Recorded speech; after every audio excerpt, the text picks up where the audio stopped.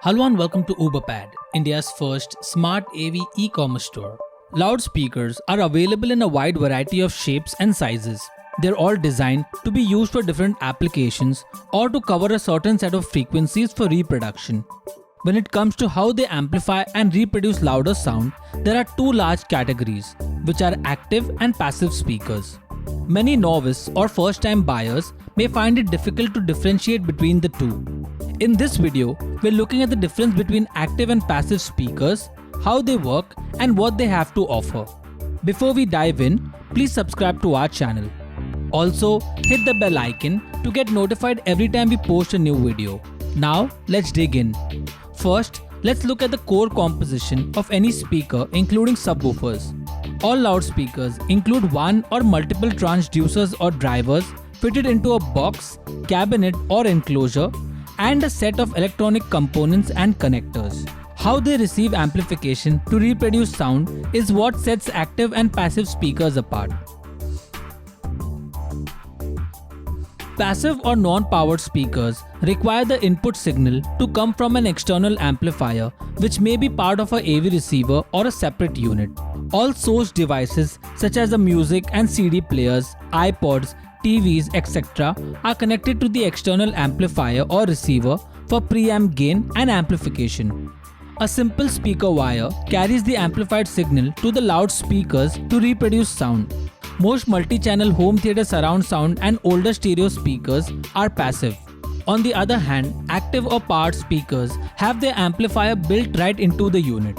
In most cases, you can connect source devices directly to the speaker and it takes care of the rest.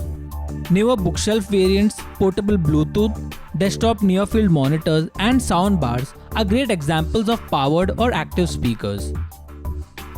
Non-powered or passive speakers usually have only speaker terminals for input from the external amplifier, while active speakers are self-contained and feature diverse input sources ranging from RCA, coaxial, optical, 3.5mm aux-in, wireless Bluetooth, quarter-inch jack and XLR, etc.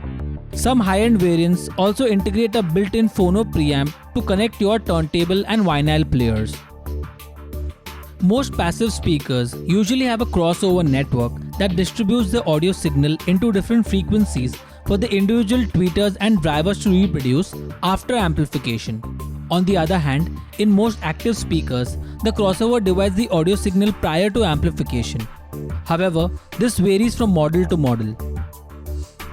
In passive speakers, users need to figure out the impedance and wattage matching. In active speakers, no impedance or wattage matching is required. When it comes to bi or tri-amping passive speakers, more number of amplifiers are required. Any signal processing, be it analog or digital, happens in the amplifier or receiver. This offers more control to the user in terms of changing the tone of the speaker as required with the help of external preamps and equalizers, etc. On the other hand, most active speakers are usually bi-amped by design and are considered to be more efficient in terms of power consumption. Some variants also use DSP for sound optimization, while a few have a basic 2 or a 3-band equalizer for tone control. However, the user may have very little control to manually change the tone of the speaker as required. Passive speakers are ideal for both stereo and surround sound in homes and distributed setups in large and outdoor spaces. Active or powered speakers are ideal for standalone stereo applications such as near-field studio monitoring, bookshelf stereo vinyl, or portable outdoor playback. Passive setups are modular in nature. Individual components such as speakers, amplifiers, and sources, etc. can be changed or upgraded based on the growing or evolving requirements in terms of power output required, features, or to cover larger spaces. This modular nature also comes in handy when service or repairs are required. Active speakers are usually fully integrated and closed-looped, leaving minimal scope to change or upgrade the individual parts to increase the power output performance or to add new features. In terms of connection and wiring, passive speakers require longer cable runs, so the wire clutter may be higher, especially in multi-channel setup. However, this is usually countered by running wires through false ceilings In an active speaker setup, the input signal wire clutter is minimal at every stage. That being said, users may require more power supply outlets to use the devices, especially in multi-speaker setups. Both active and passive speakers are a great way to enjoy high-fidelity audio. What you choose for your needs ultimately depends on the requirement of your space and your application. Designing your dream home theater system is a tricky affair. To understand this process better, we have created a bunch of videos to help you. We have linked key videos in the description for you to learn. Be sure to check them out.